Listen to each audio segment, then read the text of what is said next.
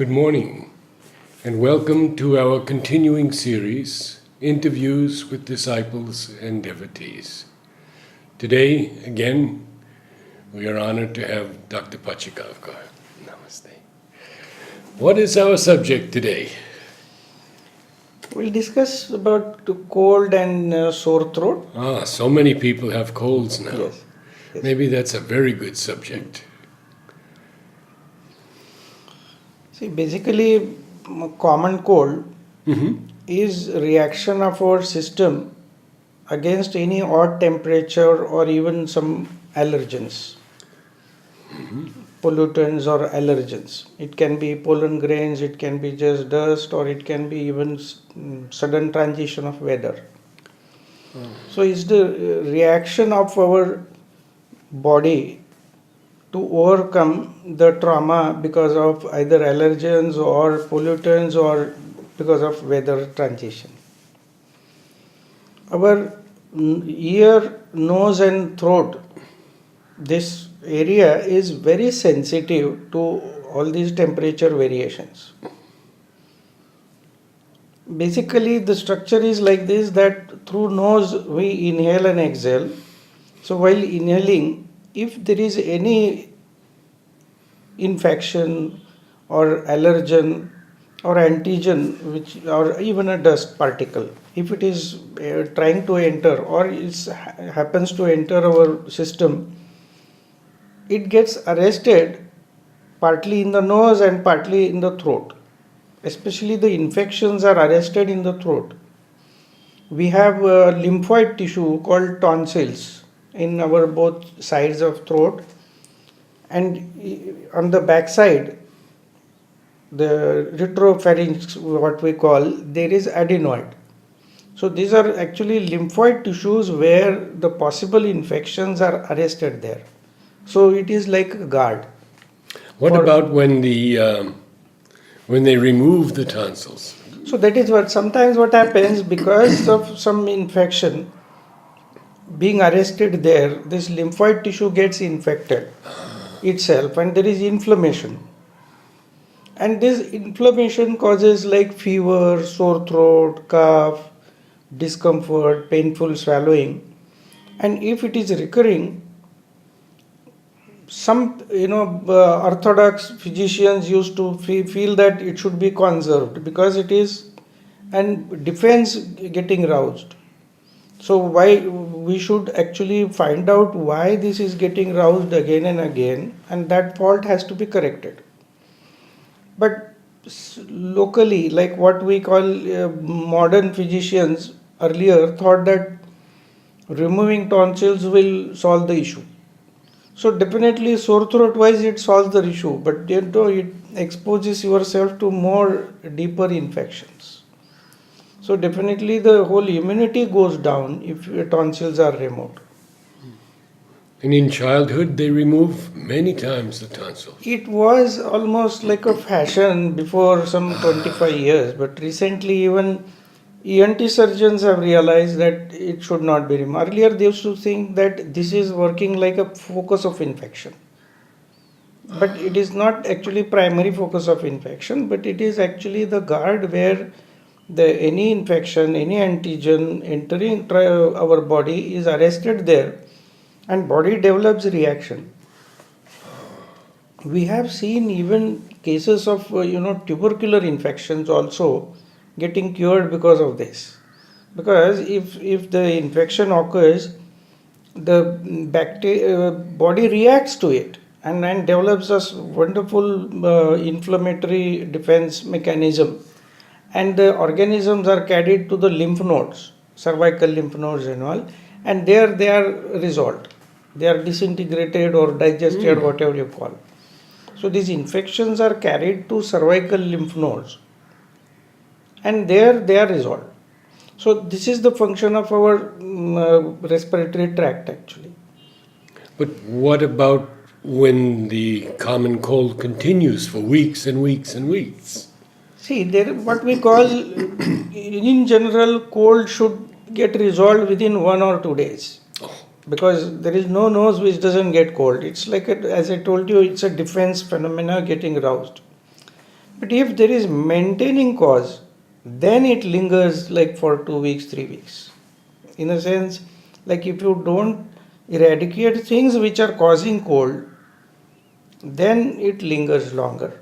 Otherwise, it should not. Within 1 or 2 days, it should resolve. And what we advise for cold, even earlier orthodox physicians also used to advise is just a dose of vitamin C. Of course, dose in it should be in a natural course, like in the form of lemon juice or orange juice, on empty stomach. So the vitamin C helps in overcoming this immediately, and we advise to sleep 1 or 2 hours earlier than usual time. In the instance of cold, one should just 10% slower work, low profile, and 1 or 2 hours earlier one should sleep. And how much vitamin C? Vitamin C, if you call the doses like milligram, like 500 lemon juice or so. Yeah. Lemon juice, we consider that like one lemon twice a day would suffice when cold is there. Otherwise, every time we suggest one lemon a day in the morning on empty stomach. But if you have cold, you repeat this dose of lemon twice or thrice in a day. That is also.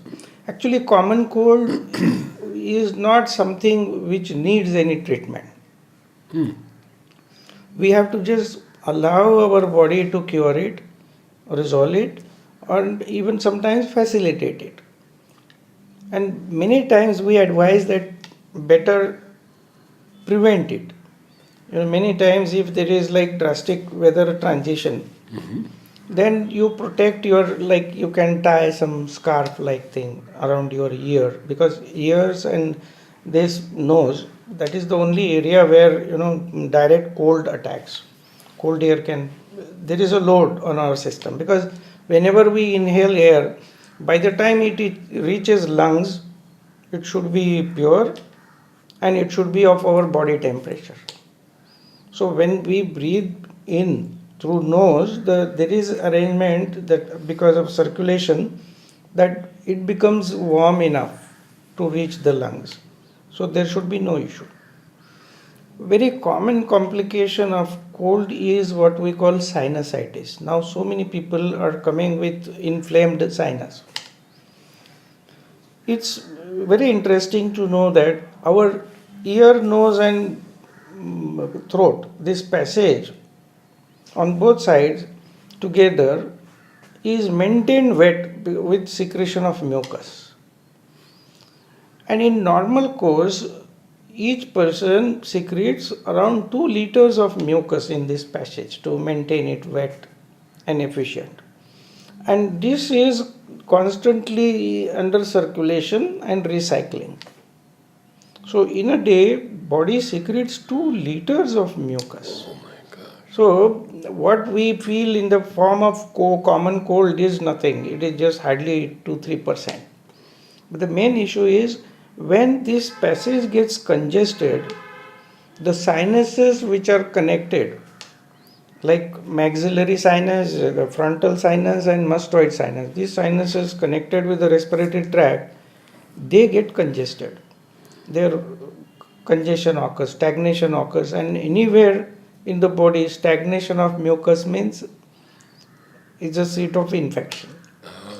Automatically the organisms, undue organisms will start growing there, and that causes sinusitis. So effective circulation of mucus will never allow sinusitis to take place. There would be no inflammation or infection in sinus.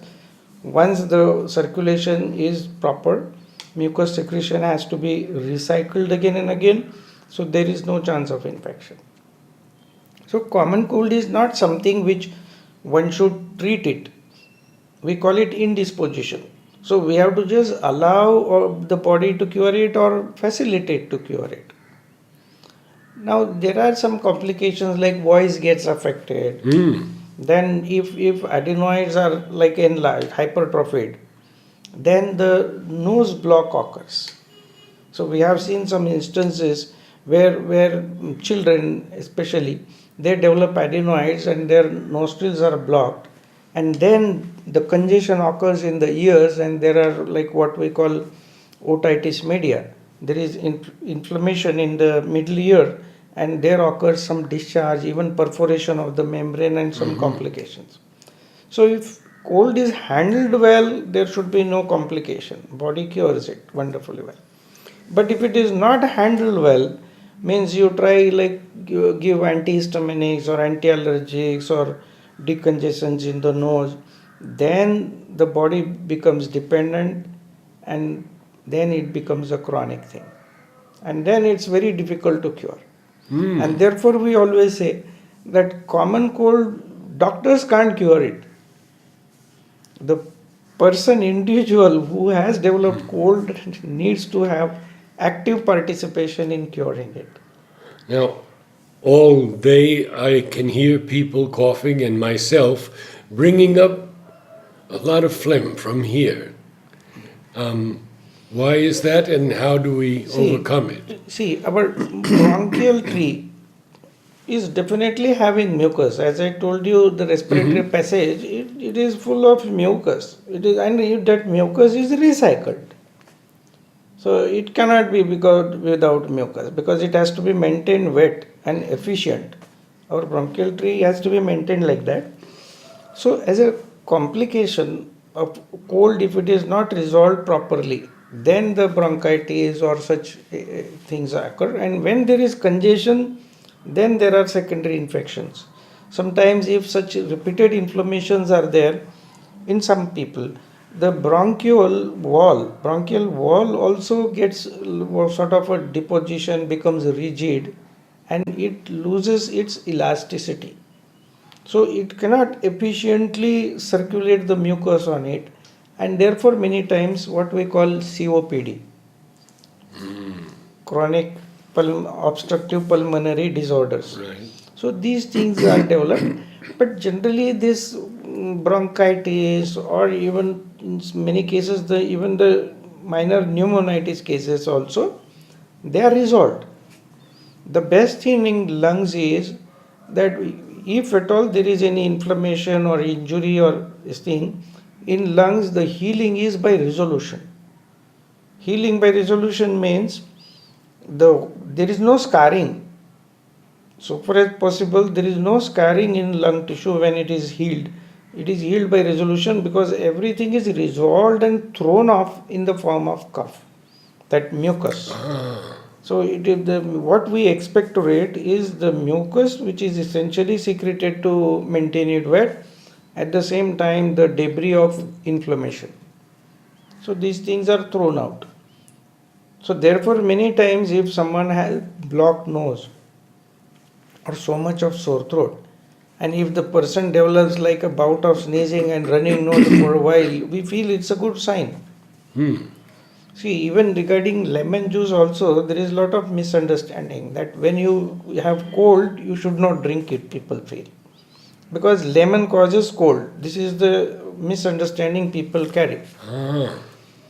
In fact, if you are exposed to certain odd weather or allergen, you develop common cold as a defense phenomena. And effectively undertake this defense or inflammation also needs lot of vitality. So lemon juice, if it is given to the person, he throws it off. The rhinitis occurs, the running nose occurs. So the cold starts getting resolved by giving lemon juice. Otherwise it gets suppressed. There would be some sort of inflammation in the deeper part of the respiratory tract. So lemon helps in resolving the cold by throwing off the mucus. Now we have different types of lemons and limes in India from those that we have in States. Yes, yes. All of them are equally good? See, vitamin C, they are citrus fruits. Right. And their taste, flavor may vary. But basic qualities are same. Few might be giving more concentrated like vitamin C, few may have less, and their flavor changes, but more or less their composition is same. The best source of vitamin C in India is that Amla. Amla. How is it taken? Amla, that is the only logistic problem with Amla, because to make extract juice of Amla is difficult. So you have to cut the fruit, and that pulp you have to eat. And then it has to be like chewed or ground by teeth, which it comes in contact with the teeth, and therefore sometimes it is sour, and it brings out the sensitivity. Now, in the Matrimandia Gardens nursery, I grew acerola. And acerola fruit, one fruit has 1,000 milligrams of vitamin C. Oh yes, that also. Even guava has. And easy to eat. Yes. That. So even guava, it is our best source of vitamin C. Guava. Yes, Oh. wonderful source. Fresh or fully ripe, half ripe? Actually, it should be, I would say, half ripe, or what we say best would be like ripened in situ on the plant. Ah, That is the best. nothing better. Like where we pluck and keep, and it gets ripened through the organisms. That more than that, in situ ripening is the best on the plant. Yeah. So if you pluck a ripe guava and taste, it's very nice to taste, but it's very effective also. Okay. When the congestion is here and one has to keep bringing it up because one keeps coughing, how long should this last? See, regarding cough, I have seen most of the cases of cough are secondary to hyperacidity than the common cold. Common cold should be resolved just in upper respiratory tract, that is throat and above. It should not be allowed to descend down. Bronchitis, or if it descends down, means it is really a complicated cold. So till the things are resolved, you should expectorate, means that mucus will be expectorated, but it should be easy going. It shouldn't be distressing. I have seen cases of cough more attributed to hyperacidity, which are distressing. Really, these cases have a distressing cough.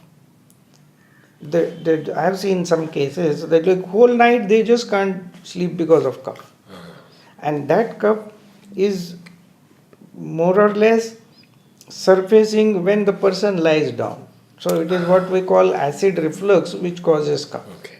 So in that case, no mucus comes. There is irritation, no mucus, and person is, Yes, I've heard the term dry cough. Yes. So the person is just desperate to, overcome the irritation, and there is no mucus. So what is he going to expectorate? So such cough is very distressing. Of course, there are certain varieties where what we call pertussis. Pertussis is like whooping cough. Whooping cough is something where the child goes on coughing like paroxysm, to. Sometimes it ends in vomiting, but then nothing comes out. This is a variety. Of course, on that basis we have to treat. These are not simple common cold, but they are what we call complications of common cold. And here nowadays people, everyone tells that, how did you develop it? If you ask that, how did you develop this cold? They will say, no, in neighborhood some child has, so I caught it. What we consider is, even if someone has cold, and if you are exposed to that virus through that person, you should feel, blessed, lucky. So you get some common cold, which is trivial, and you get an opportunity to develop immunity. Your immune response is developed. So one need not be fussy about not going in, people who have common cold and all. This is something you should develop, and you should develop immunity against it. You can't be so much in sterilized environment. Otherwise you are vulnerable. Right. But we also hear that these colds mutate. And you have different types in different seasons and Yes, different years. Yes. See, first of all, every time the cold is not necessarily induced by virus or anything. It can be just dust, pollen grains and dust. You may any antigen. So virus also can be like an antigen where one reacts.